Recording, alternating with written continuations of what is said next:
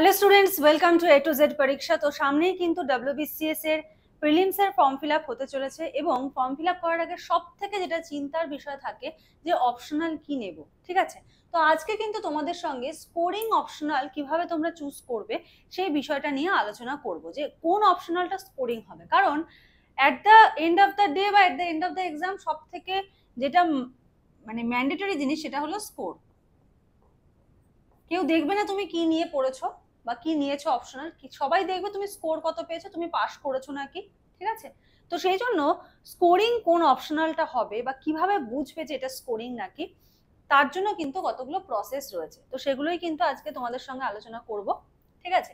দেখো, দেরি না করে তাহলে শুরু করছি WBCS এর অপশনাল বিষয়ে খুব খুব গুরুত্বপূর্ণ একটা ভিডিও। আমি অনন্যা ম্যাম তোমাদের সঙ্গে রয়েছি। তোমাদের যদি কোনো রকম কোনো কোয়ারি থাকে অবশ্যই কমেন্ট সেকশনে জানিও, সেই উত্তরও কিন্তু আমি তোমাদের দেওয়ার আপ্রাণ চেষ্টা করব। দেখো, স্কোরিং অপশনাল চুজ করতে গেলে একদম ফার্স্ট পয়েন্ট তোমাদের যেটা মনে রাখতে হবে, তোমাদের তো কিছু পছন্দের সাবজেক্ট থাকে। এক হলো থাকে নিজের সাবজেক্ট, এক হলো পছন্দের সাবজেক্ট, ঠিক আছে। তোমাকে কিন্তু ভাবতে হবে দুরকম ভাবে। একটা হলো ইমোশনাল।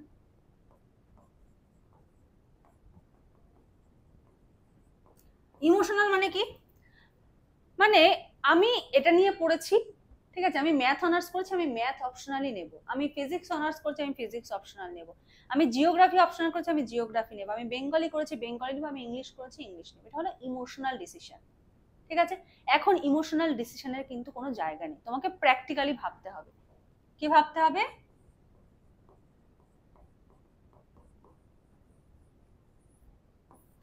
প্র্যাকটিক্যালি কিন্তু তোমাকে বিষয়টা নিয়ে ভাবতে হবে যে আমার কি প্রয়োজন।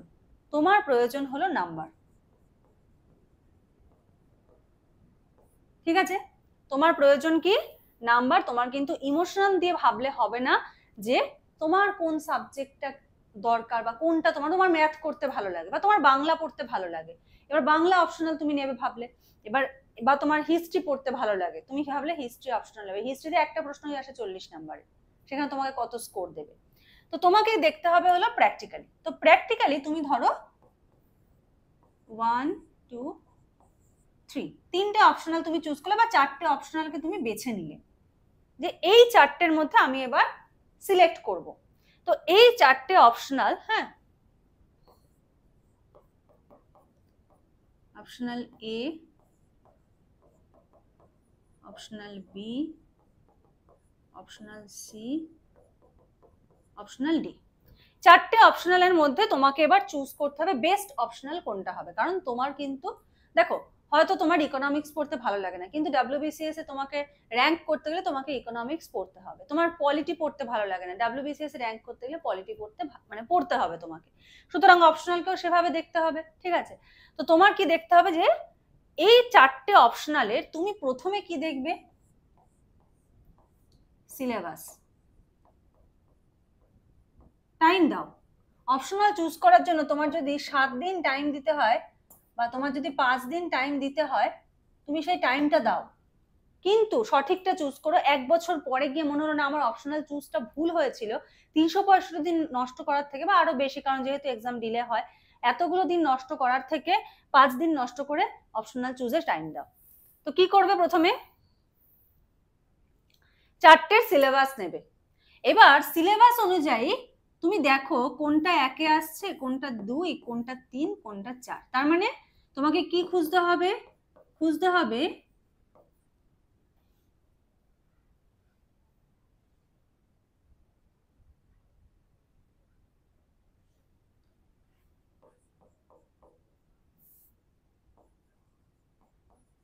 সবচেয়ে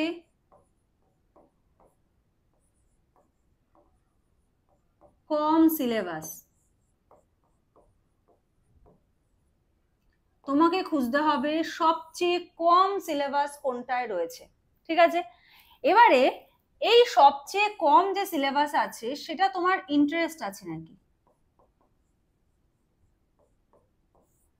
সেটাতে তোমার ইন্টারেস্ট আছে নাকি, সেই বিষয়টা তোমাকে বুঝতে হবে। এবার শুধু সিলেবাস কম হলে হবে না, তার সঙ্গে সঙ্গে আরেকটা কি দরকার?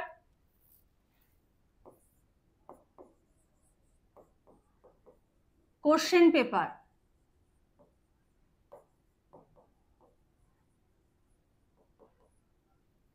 কোশ্চেন পেপার অ্যানালিসিসটা কিন্তু তার সঙ্গে সঙ্গে দরকার। তোমাকে কিন্তু প্রিভিয়াস ইয়ার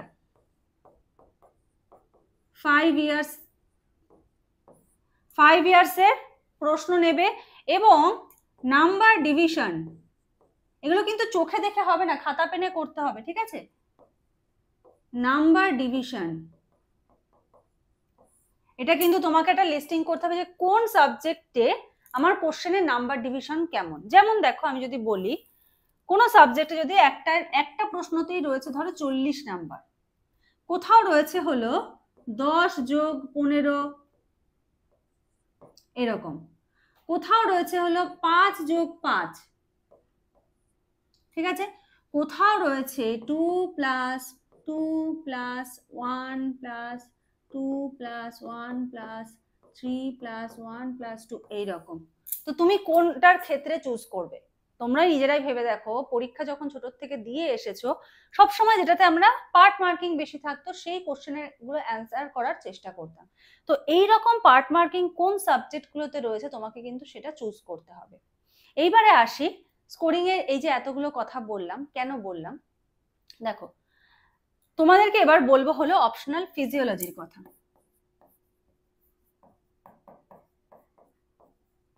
আমার সাবজেক্ট ফিজিওলজি, অলরেডি আমাদের এখান থেকে পড়ে কিন্তু পাস আউট হয়েছে অপশনাল ফিজিওলজি নিয়ে, তারা গ্রুপ এ গ্রুপ বি তে কিন্তু চাকরি করছে, তাদের ইন্টারভিউ কিন্তু রয়েছে। অপশনাল ফিজিওলজি বলে যে প্লেলিস্ট, সেখানে গেলে কিন্তু তোমরা দেখতে পাবে যারা র্যাঙ্ক করেছে, rank interview playlist optional physiology, এখানে দেখবে question paper analysis, number division, সমস্ত কিছুর ভিডিওস আপলোড করা রয়েছে। এবারে আসছি এই যে অপশনাল ফিজিওলজি, ফিজিওলজি মানে কি তোমার নিজের দেহ, নিজের বডি। কেউ যদি ইকোনমিক্স, মানে ধরো সায়েন্সের স্টুডেন্ট, তার ধরো পলিটি ইকোনমিক্স ভালো লাগে না, হিস্ট্রি ভালো লাগে না, কিন্তু সেই হিস্ট্রি পড়ছে কেন? নাম্বার তুলতে হবে। তো সায়েন্সের স্টুডেন্ট যদি হিস্ট্রি পড়তে পারে, নাম্বার তুলতে পারে, ইকোনমিক্স পড়তে পারে, নাম্বার তুলতে পারে, তাহলে আর্টসের স্টুডেন্টরাও সায়েন্সের এই ফিজিওলজিটা পড়তে পারবে। কারা কারা পড়তে পারবে? যারা আর্টসের আছে, কেন বলছি, অলরেডি আমার জিওগ্রাফি, ইংলিশ অনার্স এরকম স্টুডেন্ট কিন্তু রয়েছে, আর সায়েন্সটা তো পারবেই, ঠিক আছে? আর্টস এবং সায়েন্স উভয়ই কিন্তু পড়তে পারবে, কারণ তোমরা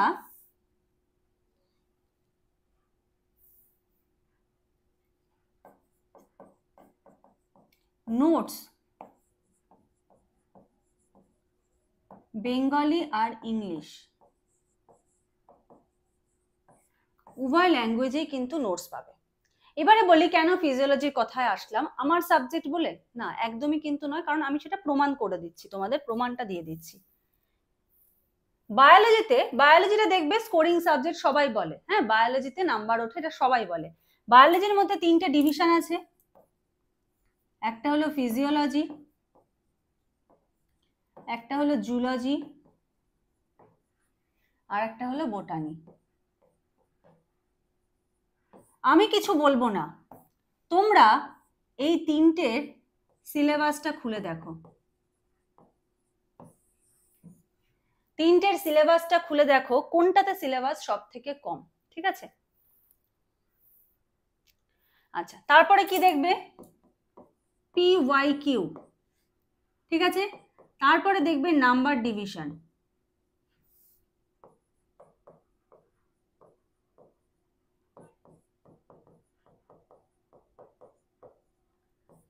ঠিক আছে?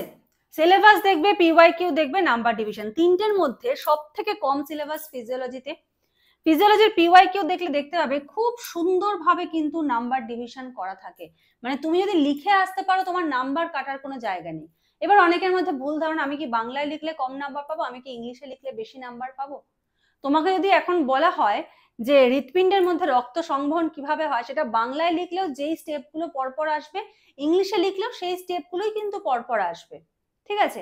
এবার কি কারোর যদি মনে হয়, যারা আর্টসের স্টুডেন্ট আছো, যে নিজের শরীর সম্বন্ধে আমি জানবো, আমার বডিতে ব্লাড কোথা থেকে কোথায় যাচ্ছে, আমার বডিতে হার্ট কিভাবে কাজ করছে, আমার হরমোনাল সিস্টেম কিভাবে কাজ করছে, আমি এই যে ভাতটা খাচ্ছি, ভাতটা খাওয়ার পরে এটার পরিণতি কি হচ্ছে, আমি খাবারটা খেলাম হয়ে গেল, আমার খাবারটা আমার শরীরে কিভাবে কাজ করছে, এগুলো জানার যদি মনে করো যে না আমি ইন্টারেস্ট নিয়ে পড়বো, আমি এগুলো জানবো যে আমার শরীরে কিভাবে কি কাজ হচ্ছে, তাহলে কিন্তু তুমি অবশ্যই ফিজিওলজির দিকে কিন্তু যেতে পারো। ঠিক আছে, অপশনাল ফিজিওলজি নিয়ে 2020 সাল থেকে আমাদের এখানে ব্যাচ চলছে, 19-20 থেকে চলছে। এবার ফিজিওলজিতে হলো তোমাদের বলে রাখি, ফিজিওলজি কিন্তু অলরেডি আমাদের এখান থেকে দুজন র্যাঙ্ক করেছে গ্রুপ এ গ্রুপ বি তে। তোমাদের যদি আরো কোনো কোয়ারি থাকে তোমরা স্ক্রিনে দেওয়া নাম্বারটায় কিন্তু যোগাযোগ করে জেনে নিতে পারো। অপশনাল ফিজিওলজি যদি নাও, সমস্ত নোট আমি প্রোভাইড করব।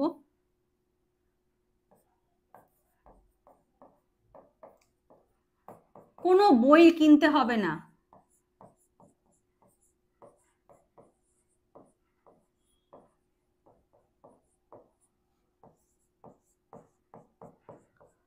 ঠিক আছে, কোনো বই কিনতে কিন্তু হবে না। তোমাদের কিন্তু সপ্তাহে 2 দিন করে ক্লাস হয়। কবে কবে? একটা হলো সানডে আর একটা হলো টিউসডে। ঠিক আছে, সানডে এবং টিউসডে সপ্তাহে 2 দিন করে কিন্তু ক্লাস হয়। আর তোমরা যখন ধরো যদি জয়েন করবে মনে করো,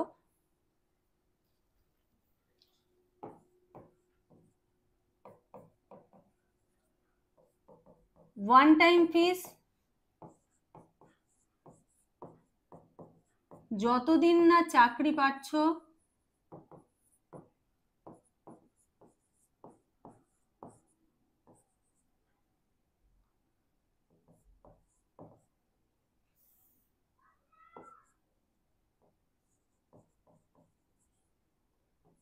গ্রুপ থেকে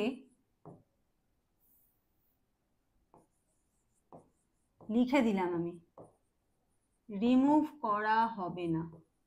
এখনো পর্যন্ত কাউকে হয়নি, তোমাদেরকেও হবে না। ঠিক আছে, তোমরা এই কোর্সটা যদি একবার নাও, যতদিন না চাকরি পাচ্ছ তোমাদের কাছ থেকে কিন্তু আর কোনো রকম কোনো এক্সট্রা কিন্তু ফিস নেওয়া হবে না। ঠিক আছে, যে তোমরা কিন্তু ফুল পুরো নোটস কিন্তু পুরোটাই আমরা প্রোভাইড করে দেবো। তোমাকে কোনো বই খুঁজতে হবে না, এটা সেটা খোঁজাখুঁজি করে পড়তে হবে না। নোটগুলোকে ভালো করে শুধু পড়বে, পড়ার থেকে বেশি লিখবে, তাহলে কিন্তু হবে। তো এটাই বললাম যে ফিজিওলজিটা কিন্তু যথেষ্ট স্কোরিং অপশনাল। তোমরা চাইলে যারা পাস করেছে ওদের ইন্টারভিউ রয়েছে, আমার চ্যানেলেই রয়েছে, তুমি ওদের সঙ্গে ওদের ইন্টারভিউ গুলো দেখে নিতে পারো। ঠিক আছে, তো দেখে নিয়ে যদি মনে করো অপশনাল ফিজিওলজিটা নেবে, তাহলে স্ক্রিনে দেওয়া নাম্বারটায় কিন্তু যোগাযোগ করতে পারো, আমাদের কিন্তু ক্লাস স্টার্ট হয়েছে। ঠিক আছে, তো চলো আজকের মতো এখানে শেষ করছি। স্কোরিং অপশনালটা চুজ করতে গেলে কোন কোন বিষয়গুলো মাথায় রাখবে, আমি বলছি না যে সবাইকেই ফিজিওলজি নিতে হবে, অনেকেই অনেক কিছু সাবজেক্ট নেবে, কিন্তু ওই যে বললাম সিলেবাস, পিওয়াইকিউ, নাম্বার ডিভিশন, এই 3টে জিনিস কিন্তু দেখে নিয়ে তারপরে কিন্তু তোমরা চুজ করো সেই অপশনালটা তুমি নিতে পারবে কি পারবে না। ঠিক আছে, যেটাই নাও নেওয়ার আগে একটু অ্যানালিসিস করে নিও। ঠিক আছে, কারণ প্রচুর অপশনাল রয়েছে। চলো আজকের মতো তাহলে এখানে শেষ করছি, নেক্সট ক্লাসে আবার দেখা হবে, কথা হবে। আজকের মতো এইটুকুই, থ্যাংক ইউ। তোমাদের যদি কোনো কোয়ারি থাকে কমেন্ট করে জানিও, আমি কিন্তু সেই প্রশ্নগুলোও কিন্তু সমাধান করে দেওয়ার যথাসাধ্য চেষ্টা করবো।